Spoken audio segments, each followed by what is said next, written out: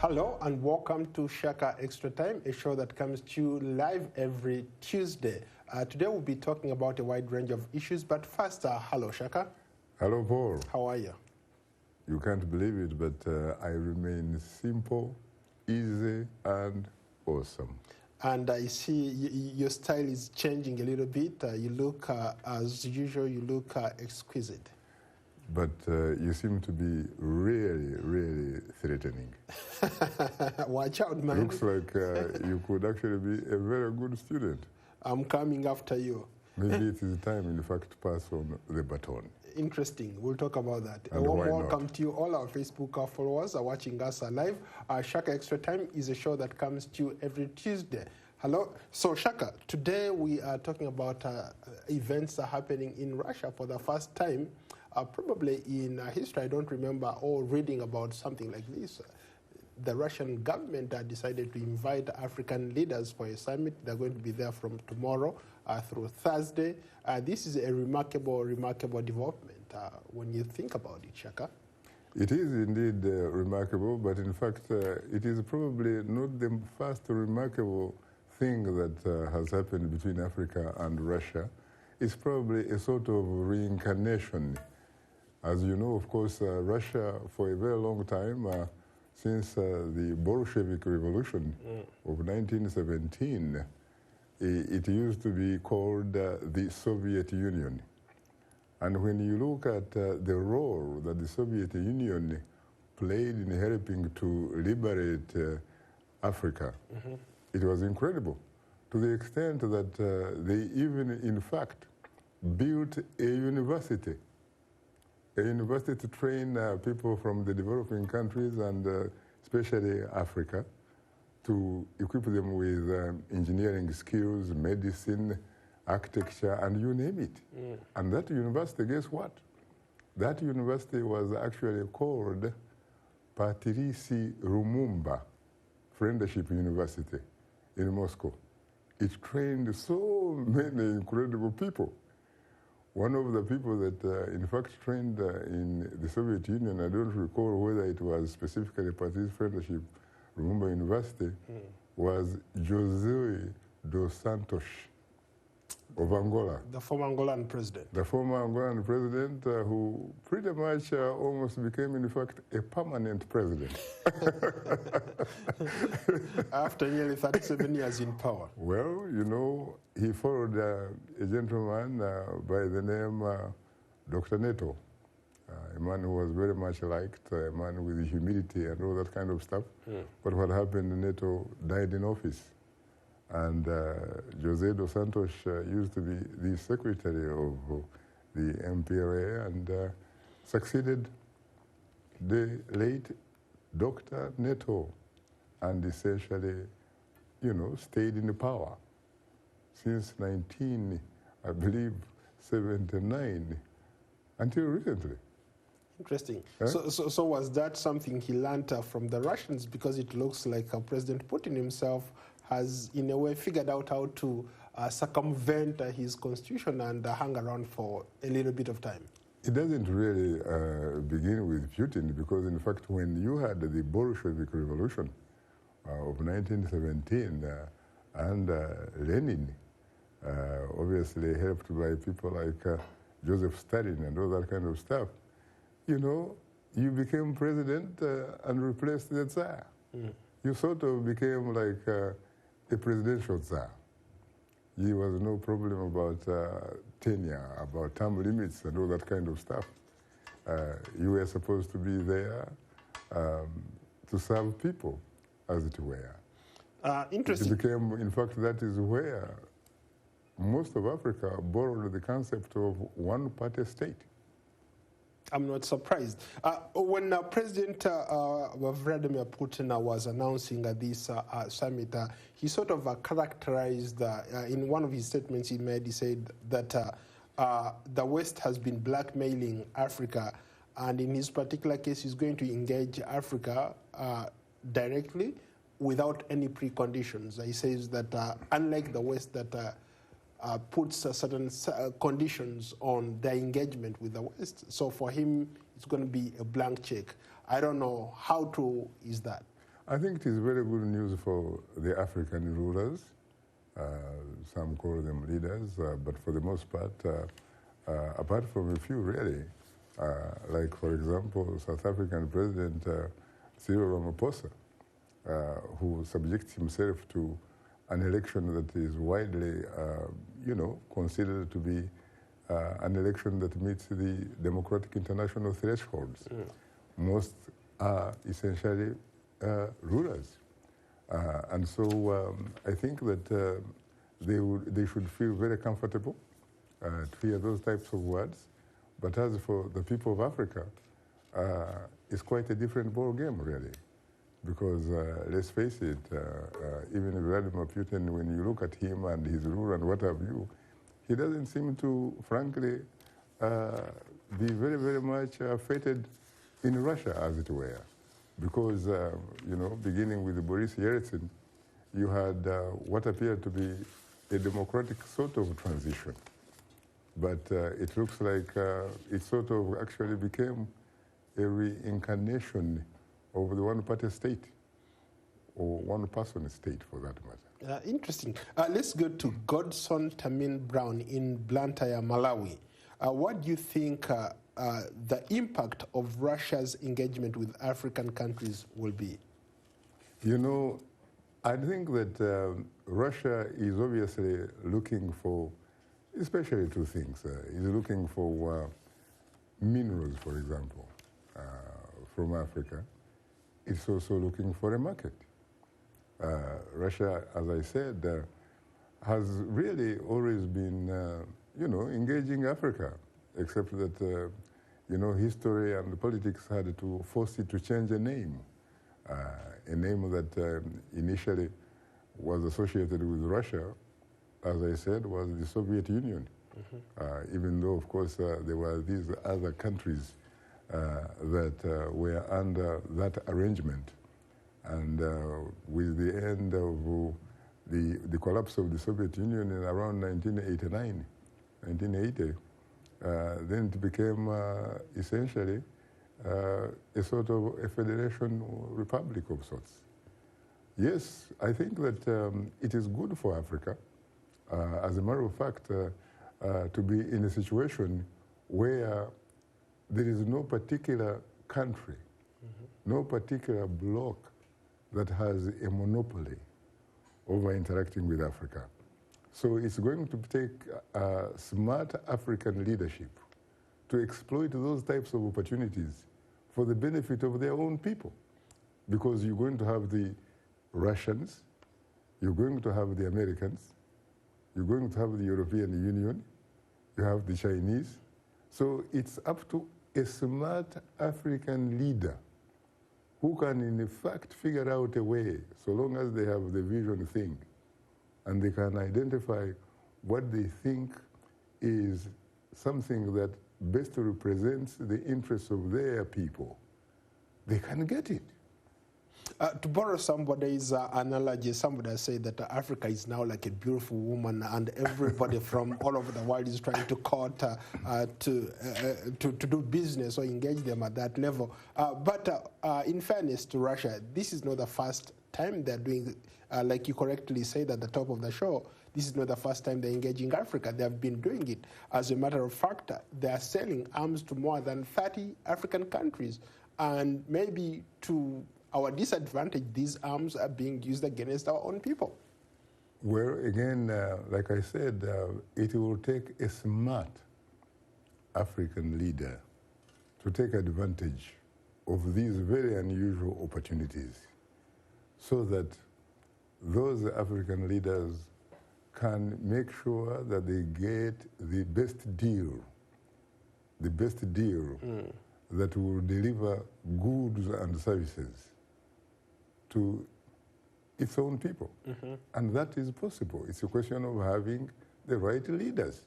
I think part of the problem of Africa, a lot of experts and observers have actually been pointing out, is what they characterize, not my words, by the way, their words, the essentially lack of really what you'd call committed, focused, and visionary leadership.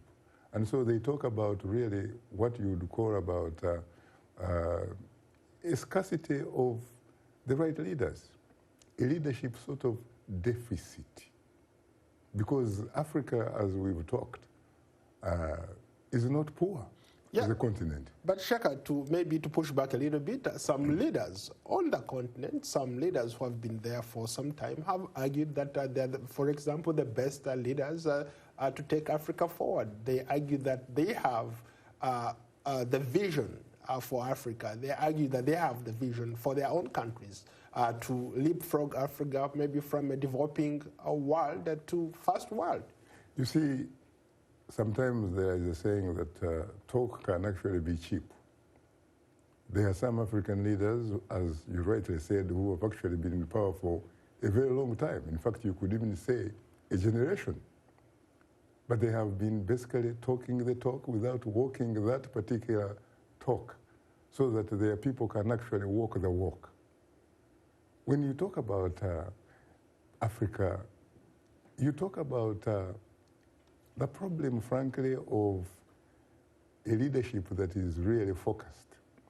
If you are somebody who, for example, has said that he is the only person, for example, who has the vision thing, the only person who can think very clearly about the direction where his country and his people can go. Somebody has been talking like that for 30 good years. When they talk again, please do me a favor. Ask them for the evidence. Ask them for the evidence which sincerely they can use to justify staying in power even for a second more, or a minute, or a day, or a year more, if in fact it isn't about themselves. Because power, the last time I saw, power is meant to be a force for good. And if it is meant to be a force for good, it means that it should actually make appreciable differences for your people. It should help, for example, to improve sincerely the quality of life of your people. But some of these people who we are talking about, without necessarily naming names, and I hope that they will listen to what we are talking about, and hopefully they will be able to learn some lessons and do the right thing. If you talk about how, for example, since the time I was growing up, I said that I had always heard my leaders, my elders, talk about how Africa produces what it does not consume and consumes what it does not produce.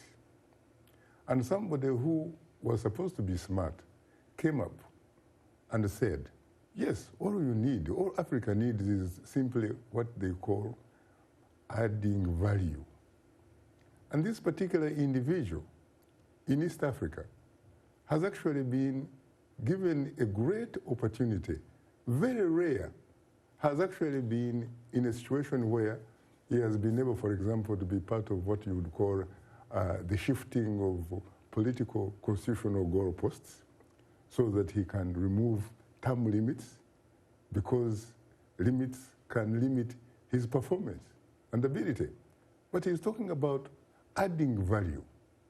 Let's face it, man. How long does it take, sincerely, for you to talk about adding value and actually to be able to do it? If somebody has been in power for 30 years and more and has only been talking about adding value, and yet, when you look at the ordinary people when they get sick, they cannot even go to a hospital or a dispensary with the hope that they can actually get some medicine and some decent treatment. When their children want to go to school to get some skills sets and all kind of stuff, they go to a school which is called, for example, Universal Primary Education, or go to a school called Universal Secondary Education. And guess what? This particular individual with his colleagues or cohorts cannot make the mistake of sending their own children or relatives to those particular schools. In other words, they have no confidence in actually what they are setting up for the rest of their own people. So, Shaka, we have a lot of comments coming in. Let's go to Margaret Nanyonga. She says, isn't this neocolonialism? The fact that we are talking about Russia engaging Africa, isn't it neocolonialism? No. What about Africa engaging the European Union? What about Africa doing trade and business with the United States of America, with Canada, with Brazil, with Turkey, with China? No. That is the reality of the world. There's nothing wrong in countries interacting, doing business together, so long as you know exactly what you want out of that interaction, and that what you want is something that you think is really in the best interests of your people. Interesting. Let's move along. Let's go to Eric Kashambuzi. It is an African committed patriotic leadership that will make the difference, not natural, human, and strategic endowments. In short, it's the leadership deficit that is the problem. He seems to be agreeing with you. It is very interesting that our views are on the same page, because when you think about it, Paul, we are not talking about rocket science here. We are talking about very basic things that are very important in every community that deserves dignity and respect. We come from Africa. We come from communities where we were raised, some of us, with parents who never actually had the dubious university education. But these people had character. These people had great integrity. These people had dignity. These people had values. And they were stars in their own community, respected, because they were basically good people. They delivered, they shared. You see, in Africa, there are a lot of people who are like that. The problem comes when you get people who are in control of this thing called the state, the government. They basically look out for their own interests. That is why sometimes I say some of these people who have the dubious privilege of running governments in Africa are patriotic, unfortunately, to their stomachs. The stomachs of their families, the stomachs of their friends, not society, not the country. What is needed is change for these people to be able to serve, because in fact, they are supposed to be servant leaders. Why do I say that? Because the bosses are supposed to be the ordinary people who are the primary stakeholders. These are people where there is an electoral environment, who actually wake up very early, sometimes spend hours and hours in lines to go and cast a vote, to choose a leader. Unfortunately, in most African countries, that vote does not count. It doesn't really mean anything. Why? Because in most Africa, especially where you have leaders who have served for decades, they organize elections which they cannot lose. The reason is very, very simple, because at the end of the day, the results of that particular exercise or event are not reflections of the will of the people, but actually reflections of the particular individual who has actually been singularly appointed by the man in government to announce the quote-unquote right results, or the people, in fact, who count the vote. So that is the problem. That's the dilemma. The other thing is that, unfortunately, there is the absence of what I would call social, economic, political justice for all of us. And it is not going to come like manna falling from heaven. It's not going to come like that. It is going to come if and when people have access to civic education, they get to know essentially what their rights are and are able to mobilize and organize so that they can assert their rights. Shaka, how would you respond to Jeff Einstein Mayanja? He says that Africa's got some pretty smart leaders. The only problem they have is that they cannot distinguish between good and bad for their own people. They are just poisonous like pythons. You see, I don't think those are leaders really, because if in fact they are leaders, they should be able to look out for the interests of their people. Leaders, generally, the way it is, are not supposed to be very far away from their people. They are with their people and lead them to, or hope to lead them to, the social, economic, political canon, the promised land, to make a difference in their lives. You see, in countries which are developed, like the United States at one time, you have children. Those children are supposed to be better off than you, the parents. Why? Because they are supposed to climb on your shoulders, and once you succeed in climbing on somebody's older, who is older, their shoulders, you are able to see a little bit further than that particular individual. That is what the development is all about. Unfortunately, in a lot of countries on the African continent, I'm also not saying the entire African continent, but the vast majority of the African continent, unfortunately, it does have people who, sincerely, who we should start probably calling rulers. If we call them leaders, then probably we should actually say these are leaders who impose themselves upon their people. Because at the end of the day, there are no results really. Yeah, let's go to Kanayo Okori. Why is it that these African leaders have the guts to go to countries like Russia for these big summits, but they're unable to emulate the development and industrialization in those countries and bring it back to their own countries? I think, first of all, those people that he's calling leaders are probably not supposed to be in those positions to begin with. Because if, in fact, they were in those positions and they had what it takes actually to be leaders, they would be able to deliver to their people. But I think they have a different agenda. It's not about leading their people. It's about benefiting by exploiting their people. Look, for example, I would say, for example, like Uganda, for example. When you look at the healthcare system of Uganda, it stinks, to be honest with you. And yet, you know what? These people who are in control of government do not really suffer very much about that, because you know what?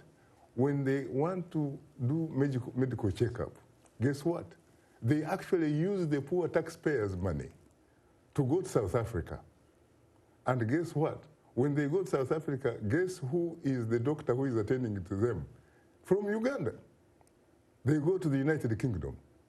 They go to India. They come to America.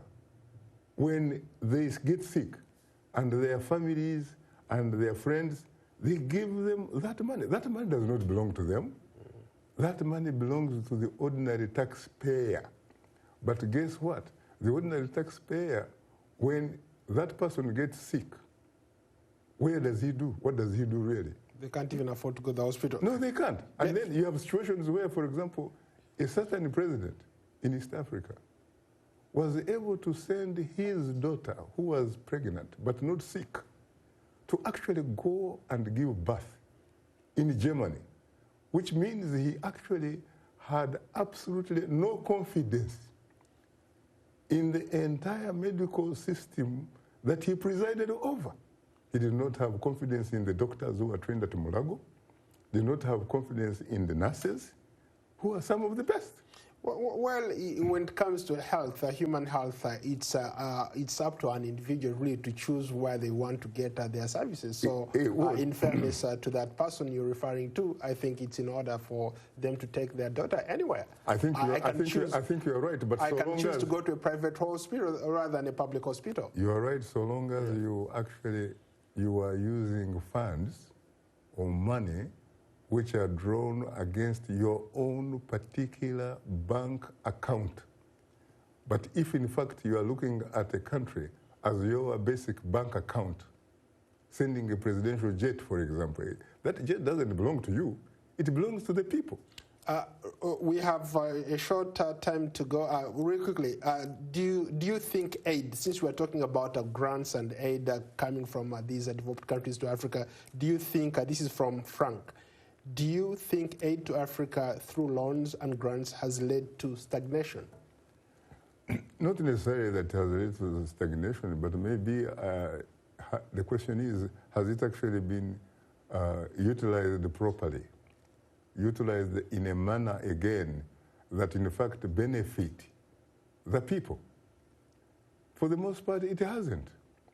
And if it hasn't, the people who are in those positions sincerely should at least be sympathetic and empathetic with some of their own people who are doing the suffering for all of us. I mean, sincerely. If you have aid, for example, to train the young people so that they can get, like new skill sets in order to be able to get a job and put some food on the table and help their members of the family, and also contribute to the entire nation, surely then you should do that. If you have aid, for example, set up hospitals, please put the hospital in place. Put drugs there. Have the doctors and nurses in place, trained in a manner to respect the people who are their bosses. Because their bosses, at the end of the day, are the ordinary people, the primary stakeholders. And I think it is not going to happen until and unless you have ordinary African people getting the needed and adequate civic education, which clearly allows them to know what their role is, that they are citizens. And if they are citizens, they owe allegiance to the state. And therefore, they have constitutional rights. They have inalienable rights or birthrights. But in a lot of these countries, some of these rulers who you say are leaders have actually removed that constitution and actually replaced it with personal manifesto. Very briefly, what are you talking about tomorrow, Straight Talk Africa? Tomorrow we are going to look at, unfortunately, the violence in the Eastern Democratic Republic of the Congo. You have a lot of people who are doing the dying and who running away from their neighborhoods because there is largely different ethnic groups like the Mai Mai giving hair to the Banyamulenge and what have you, and reports suggest that the government is basically just looking on. Unfortunately, we've run out of time. It's been a pleasure hosting you. I look forward to hosting you on another edition of Shaka Extra Time. Until then, so long from Washington. Thank you so much. You're most welcome. And to you all, we thank you. Keep those comments coming.